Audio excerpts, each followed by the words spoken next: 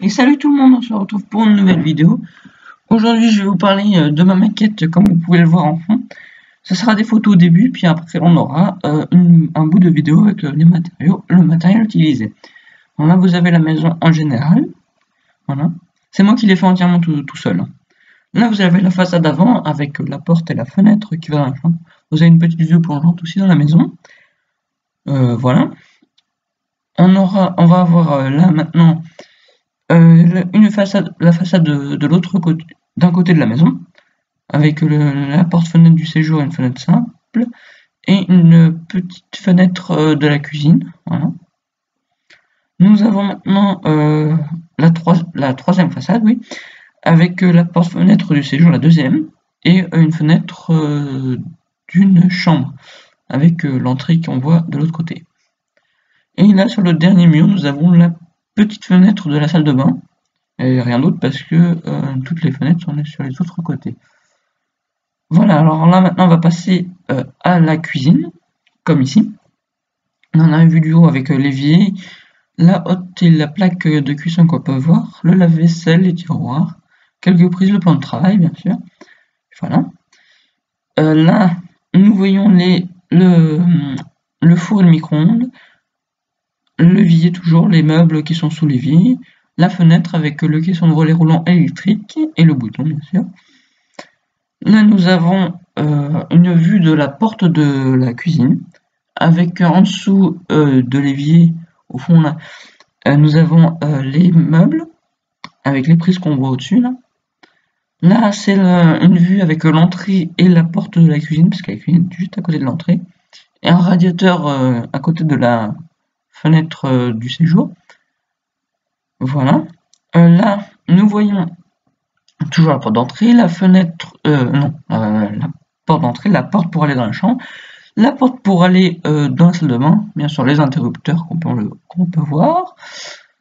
Là nous avons la première chambre avec radiateur sous la fenêtre, toujours les caissons de volets roulants électriques, une prise, puis ben voilà. Toute la maison est en parquet, enfin sauf la salle de bain et la cuisine. Là nous avons la chambre où on voit la porte de la chambre. Toujours la même chose avec l'interrupteur à côté de la porte. La chambre qui donne dans l'entrée. S'il y a une deuxième chambre. Voilà, là c'est toujours la chambre. Encore un autre point de vue. Voilà. Là j'ai pas grand chose à dire sur cette image parce que c'est un peu pareil. Mais voilà. Après, nous avons toujours la chambre, mais cette fois-ci de vue de la porte de la chambre, comme si on était dans la maison. Voilà. Avec toutes les prises, il y en a sur chaque mur. À peu près, il y en a 4 ou 5 par chambre. Voilà. Là, nous avons le salon, salle à manger, avec les prises au fond, les prises télé, télévision, téléphone. Oui, télévision et téléphone, oui, j'ai dit. Radiateur à côté de la porte-fenêtre, voilà. Toujours le séjour. Voilà. Bah, là, j'ai pas grand-chose à dire. Hein. Là, si, il y a la porte de la deuxième chambre. Voilà. Voilà. Là, nous avons la deuxième chambre. Avec là-dedans, il y a une prise téléphone et une prise normale. Le radiateur sous la fenêtre, toujours les caissons de volets roulants, ça je rajoute plus parce que voilà. L'interrupteur de l'entrée de la chambre. Là voilà, nous avons la porte de l'entrée de la chambre. La deuxième chambre bien sûr. Voilà. Après, voilà. Après nous avons toujours la chambre, mais vue de la porte comme si nous y étions quoi. J'essayais de faire des plans à chaque fois comme si on était dans la maison. Voilà. Après nous avons la salle de bain. Où on voit le meuble double vasque avec le miroir en papier d'aluminium, le carrelage au-dessus de voilà, une prise, l'interrupteur, le sèche-serviette, la porte pour contrôler l'enseignement. Vous voyez que c'est du carrelage au sol, il y a du carrelage dans la douche. Là nous voyons la douche avec une paroi de douche en plastique transparent. Alors là nous avons toujours la douche au fond, avec la fenêtre qui est dans la douche, les meubles sous l'évier et la colonne de douche. Alors là, nous allons voir les matériaux et le matériel. Allez, à tout de suite. Et voilà, on se retrouve pour les matériaux utilisés. Alors, ce que j'ai utilisé, c'est du polystyrène d'isolation comme celui-ci.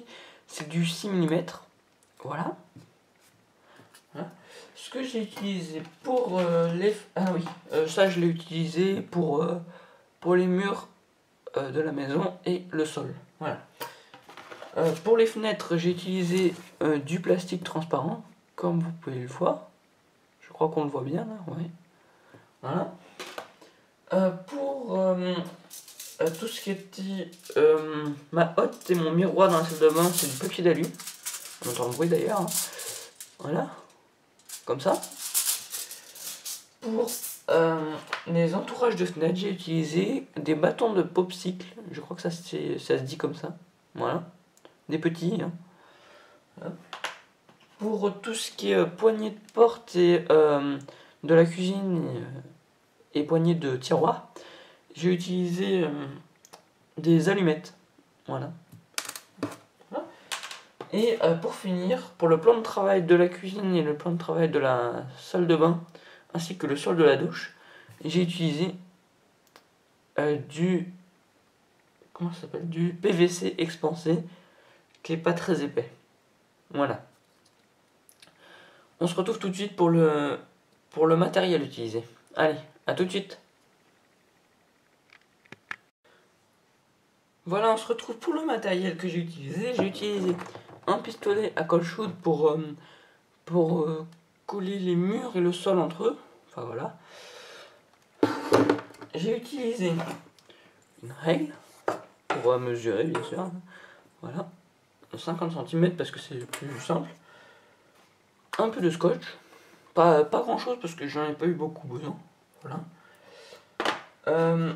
De la colle comme ça en bâton.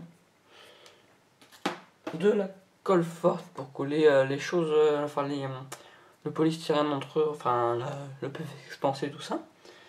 Un peu de papier de temps en temps quand ça colle pas avec l'autre colle. Voilà. Un cutter pour couper tous les matériaux que j'ai utilisés en fait. Hein. Voilà. Une pince pour coller les prises et les interrupteurs, tout ça, voilà. Du papier, enfin pour poncer, enfin voilà, parce que pour ça rendre les bords plus lisses, du PVC expansé seulement. Voilà.